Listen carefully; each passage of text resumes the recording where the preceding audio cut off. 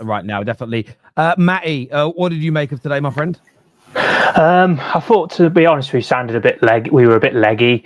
It also sounded like as well that we were. It just felt like Nico was getting into spaces, but it wasn't clinical enough. I think to me, when we hear all these comparisons that we're going towards the title, for me, it just sounds like it's just a little bit off. It's almost like we're missing like that piece of ingredient. I think Sanchez, again, I still don't rate him as a goalkeeper highly. It's almost like he had problems with his left, right, sort of with his legs.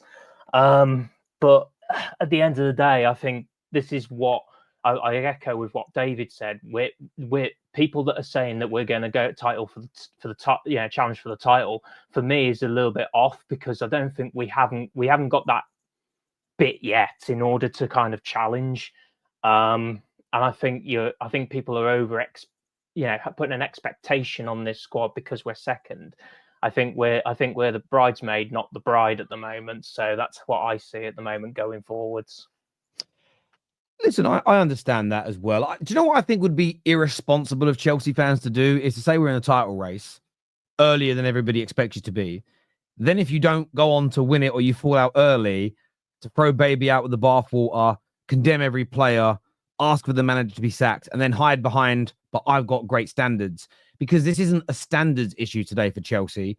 It's simply the fact that they are a young team. And I know that a lot of people hate hearing that. And there'll be some Chelsea fans that will hate hearing it because it sounds like what Arsenal was saying. But there is so much truth to it. How many teams as young as this Chelsea side have challenged for league titles and all gone on to win it? Plus, when they're competing against some other teams that are very, very good, you could probably find one, and that was Man United's class of 92 team back in sort of 96. But that's a rarity. Plus, that was the team that had also been winning trophies. So a lot of the core had won Premier Leagues and won trophies. And don't disrespect to Maresca, that was a team being managed by the greatest club manager of all time. So it's almost an anomaly in itself. So I just think what the best thing for Chelsea fans to do is to criticize the things that went wrong, ask for better. But I just don't think Chelsea fans need to be losing their heads over this personally. But I don't support your club, so you guys may see it differently. I just think Jackson, for me, isn't the clinical goal scorer that we need. I think we need somebody that's going to come in and actually bury those chances that Jacko misses. I think he was very frustrating today, but I think that, to me, just symbolises that he is still a growing player. We are the youngest squad in the Premier League right now. And I also feel as though that, as much as it is a kick in the teeth for most of us, this is Fulham's first win at Stamford Bridge since 1979.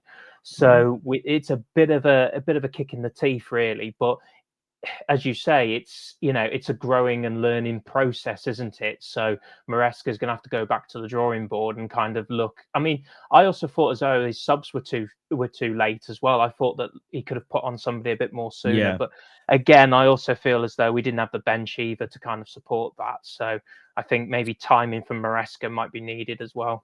I hear that. A couple of super chats before I go and speak to Abdi here. Merry Christmas, Terry. 3 points for Liverpool today, and I'm a happy man. All I want for Christmas is Isak and 3 points. Do you know what's interesting? I mean, if they win today, Liverpool, then if I hear any single Liverpool fan say they're not the clear favourites, and that includes you, Hassam, I know you're watching, you're getting a month ban from the Terrace. I just can't poison my ears. I'm not saying you have to win it, and if you don't, it's the worst thing ever. If you don't say you are the favourites from this point, if you win today, any Liverpool fan, you're just getting banned. Yes. What about freedom of speech? Your speech has consequences. Chatting shit gets you banned for a month now, and the Terrace is saying, I can't bear to hear. If any other team was in their position, even if it was Chelsea with your young squad, I think most of you would still say we're probably the marginal favourites from this point if you had like a potential 9-point gap at the top. I'd ask my fellow Gooners to calm down. We haven't played yet. Chelsea losing this game doesn't suddenly mean they're bad. We are still 6 points away from Liverpool, and we still need to deal with weeks without Saka. I agree. If you're a Gooner, I would be keeping my mouth very firmly shut, at least until you play tomorrow. I would personally do that if I was in your space as well. They're turning on Sancho. Thanks for the 25 million. I don't think any real Chelsea fans turning on Sancho just yet. Joshua Jack. Obviously, I hope it doesn't work out for them from a United fan perspective, because Why the hell would I? But no, I don't think they're turning on him just yet. Hi T, how can you become a contributor? Reach out to KJ Milligan on Twitter, and the KJ can start sorting it out. Alex, who is the oracle for Chelsea?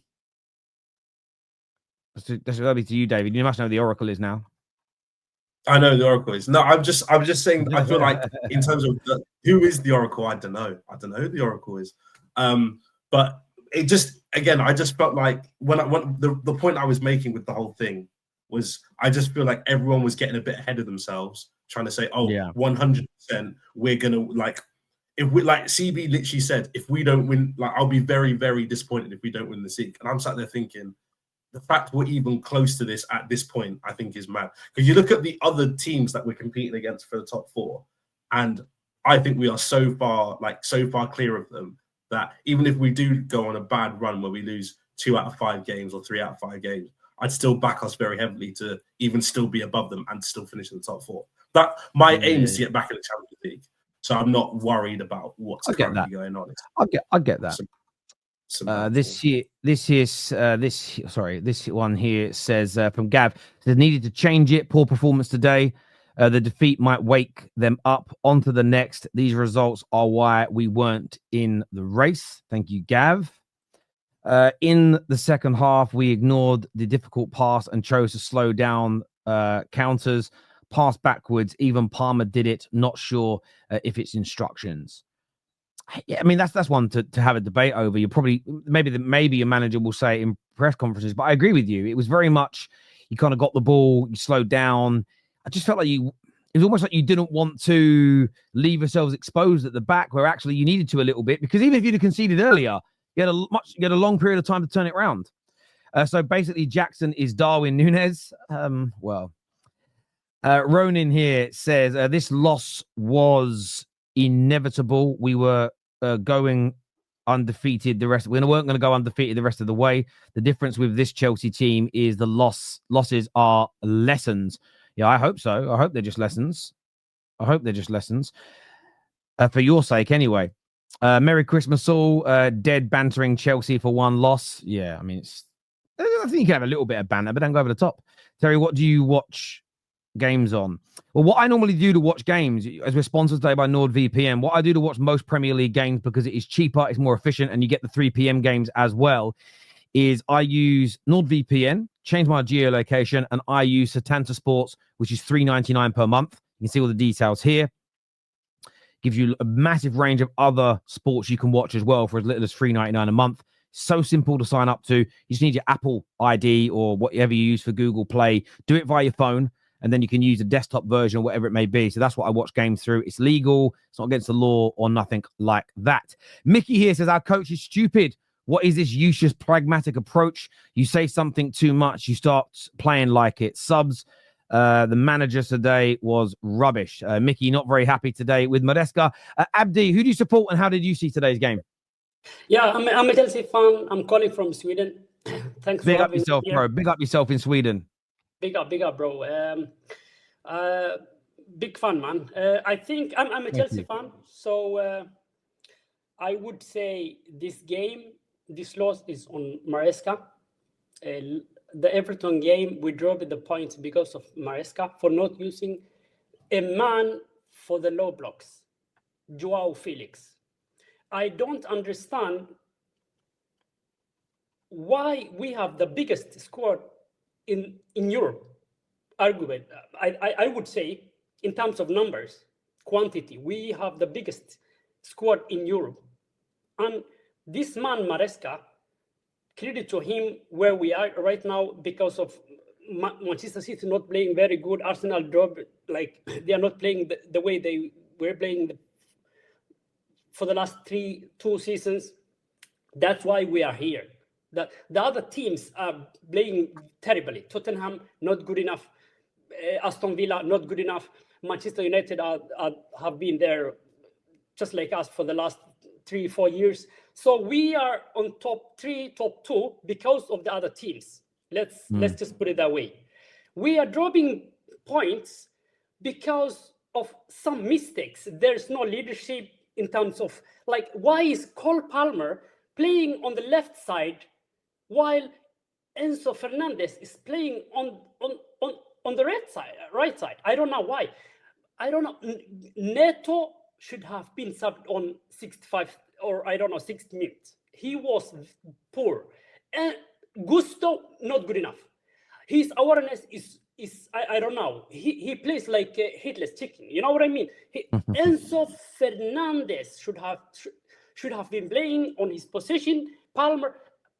It's very clear. I am not a coach. I'm not a manager.